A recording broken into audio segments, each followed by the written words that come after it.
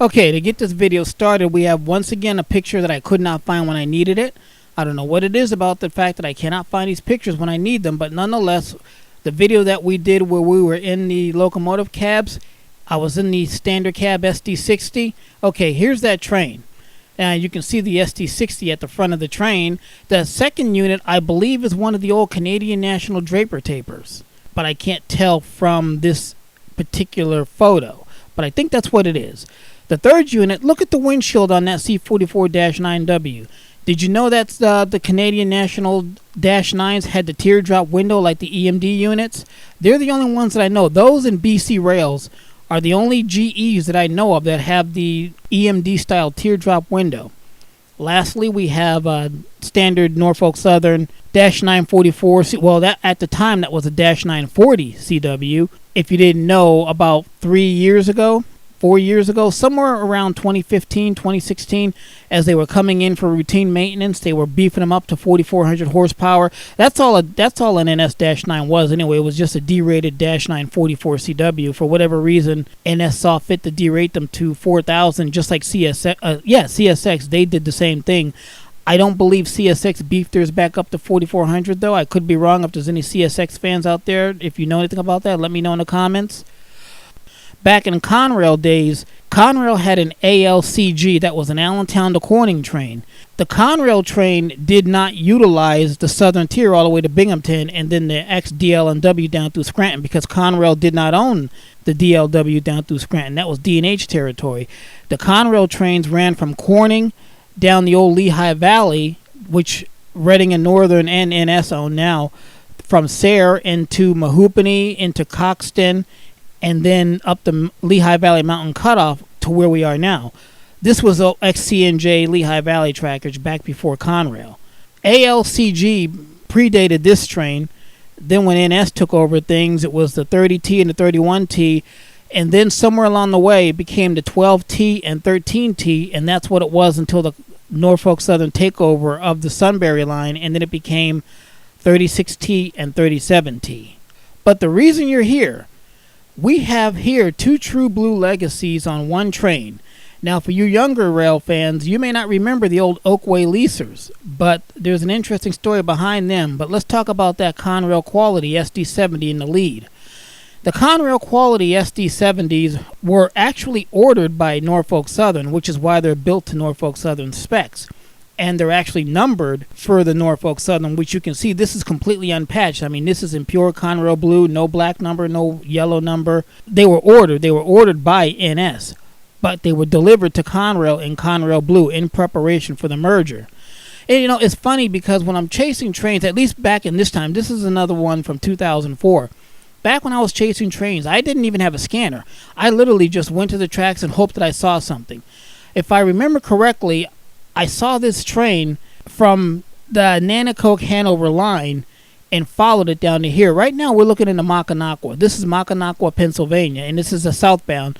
So this could be a 458, but I don't know. I don't know what this train was, other than that it's a southbound, no doubt going to Enola. I followed this train all the way down to Nescopec. Along the way, I caught it again in an area called the Narrows, and the reason it's called the Narrows should be pretty obvious to you. This was a favorite stopping point of mine back in that time. I haven't shot there in a long time though.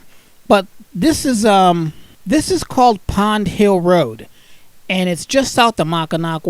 I'm not sure if you would call this area Mackinac or Wapwallopen. I call it Wapwallopen, but nonetheless, this is Pond Hill Road between Mackinac and Wapwallopen. And during this time, I caught a couple of different trains here that had some pretty interesting power. This was one of my favorite. This is actually my favorite. I mean, that Conrail quality blue looks good. The Conrail quality slogan, that came in the early 90s, like around 91. That came around the time when I think Union Pacific came out with that "We Will Deliver" slogan. Union Pacific made it came a little bit later, but the early 90s was a time for buzzwords on railroads. I remember Trains Magazine did an article on that. And at the time, NS had something going too. It might have been that Operation Lifesaver, but all I know is that the early 90s was a time when railroads were reaffirming their commitment to quality, because that was a time when a lot of things were going wrong. A lot of mergers were being anticipated, which unfortunately or fortunately, depending on your point of view, came to fruition. A rail fan acquaintance of mine chased another true blue Legacy of the rails through roughly the same spot that I'm shooting at. You can see why they call it the Narrows. It's very narrow. Sometimes, literally, you feel like you can almost reach out and touch the train. It's something else. I've paced 1 or 2 trains through here, but I don't do it very often. But if you're ever in the area and you like pacing trains, this is a great place to do it. This is Pond Hill Road between Wapwallopen and Tunkhannock.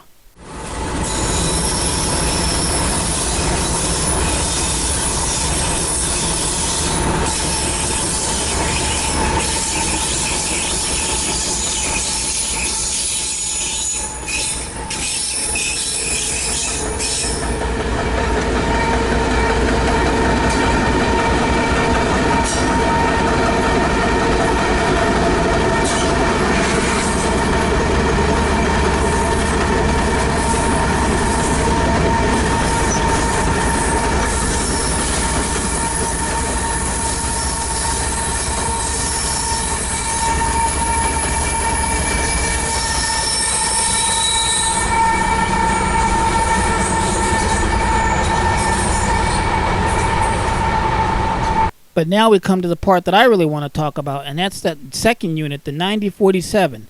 That's an old Burlington Northern Oakway lease unit. Now, first of all, Burlington Northern power has never been in abundance on this line. I mean, it seems like when it comes to this area, Burlington Northern power shows up in spurts. I mean, you'll see one, and then you'll see them quite a bit for a couple of weeks, and then you won't see them again for a year or two. Those Oakway leasers, there was only 100 of them. And they were painted in a slightly modified EMD demonstrator scheme. They were leased to the Burlington Northern. They predated the City Rail locomotives that you see now, those real pretty silver City Rails. These came long before them. It's funny because for the first time in the industry, the Burlington Northern began purchasing power by the hour from a group of 100 SD60s that were owned by EMD, and they were leased to Oakway Incorporated.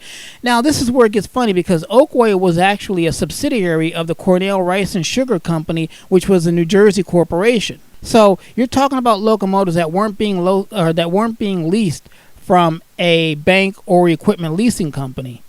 The 100 SD60s, they were built between October and December of 1986, and the units were numbered between 9,000 and 9099.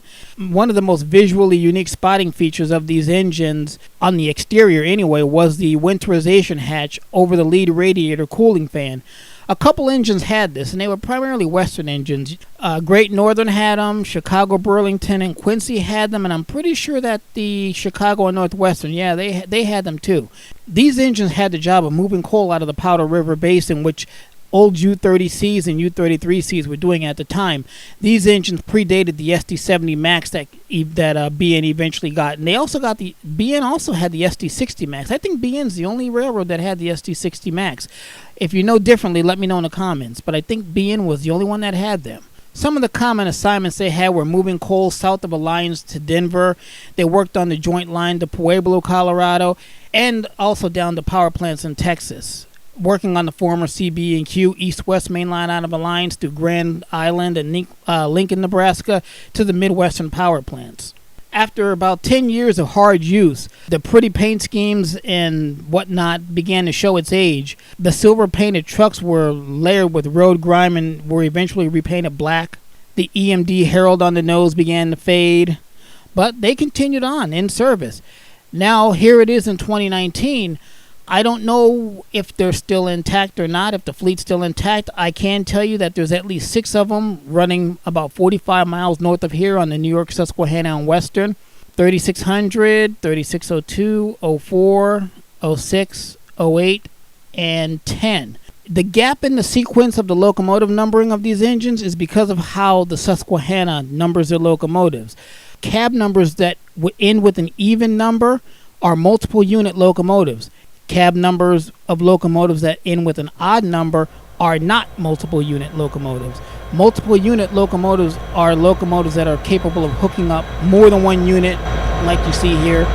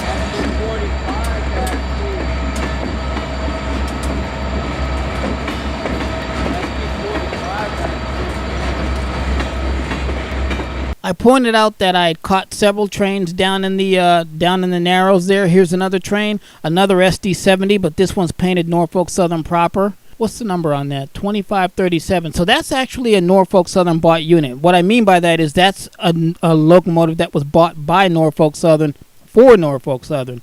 The Conrail unit was bought by Norfolk Southern for Conrail in anticipation of the Norfolk Southern takeover. In fact, 2557 to 2580, there were 24 of these units. There were 24 of the blue painted Conrail quality SD70s delivered to Conrail for Norfolk Southern, purchased by Norfolk Southern. The 2537, that's one of the original ones that Norfolk Southern bought, and it's leading 3 Union Pacific diesels through the Narrows. The last place we catch this train is a few miles south of the Narrows at the junction of River Road and Wapwallopen Road. Wapwallopen Road is just Pond Hill Road. Now we're actually in Wapwallopen. This spot here is just south of Wapwallopen, and it was a favorite spot of mine only because of the fact that I could get this vantage point. But as far as an aesthetics point of view is concerned, I tended to frown on this location because, let's face it, unless you know you're looking at Wapwallopen, you're looking at River Road overpass, this could be anywhere on the East Coast. I mean, heck, this could be anywhere in America. There's nothing defining about the location. It was just the fact that I could get this shot with the train coming head on at you. It made it a kind of a rail fan spot of mine.